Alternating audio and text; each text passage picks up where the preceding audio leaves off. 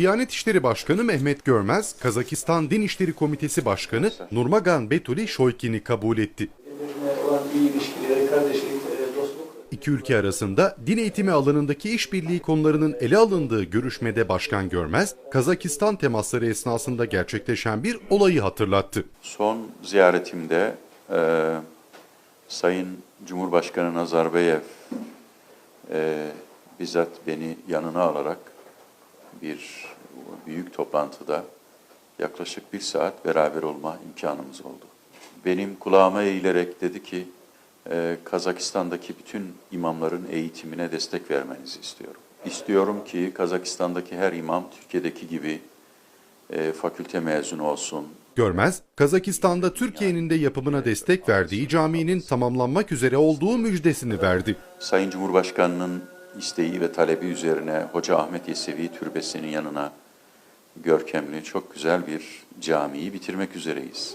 Bu yıl içinde inşallah gelip Sayın Cumhurbaşkanı'nın da teşrifleriyle, Sayın Nazarbayev'in, Türkiye Cumhurbaşkanı'nın katılımıyla güzel bir açılış yapmayı planlıyoruz. Ziyarette Tacikistan'da illegal oluşumlara destek sağladığı iddiasıyla Müslümanlara cami yasağı getirilmesi de gündeme geldi. Bazı yanlış akımlar, yanlış fikirler, yanlış düşünceler ortaya çıkabiliyor.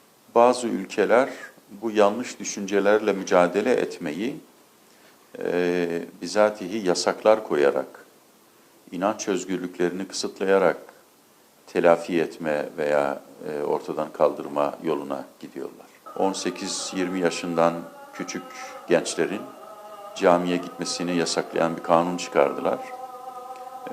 Ben bunun doğru olmadığını ifade ettim. Kadınların camiye girmesini yasaklayan bir yasa çıkardılar. Bu yasaklar o gençleri, o kadınları, o aileleri yanlış düşünce sahiplerine teslim etmek anlamına gelir. Görüşmeden duyduğu memnuniyeti dile getiren Kazakistan Din İşleri Komitesi Başkanı Shoykin ise bu görüşmenin hem din eğitimi alanında işbirliği hem de iki ülke arasındaki ilişkilerde gelişme sağlayacağına inanıyorum diye konuştu. Arkasında bizden yerlerimizden bağlılaştık.